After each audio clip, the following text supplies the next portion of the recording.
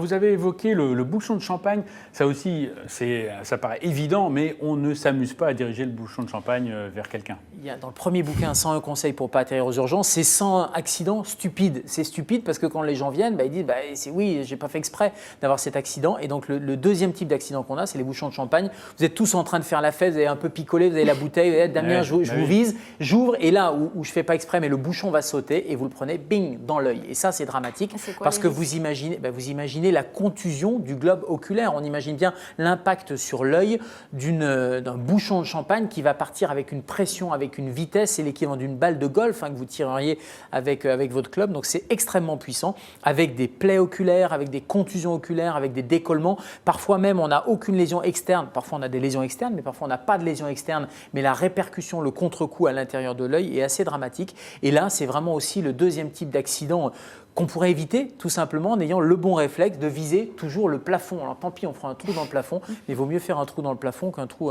dans l'œil. Et vraiment, toute blessure de l'œil, mais ça c'est valable comme les brûlures, comme les plaies dans l'œil, comme les contusions, c'est-à-dire les coups sur l'œil, le bon réflexe, c'est même s'il n'y a pas de symptômes immédiats, il faut consulter un ophtalmologiste. Pourquoi? Parce qu'une petite plaie, par exemple, elle peut s'infecter. Dans un premier temps, elle ne fait pas mal, il n'y a pas de trouble visuel, mais dans un deuxième temps, elle s'infecte et ça sera beaucoup plus difficile à traiter.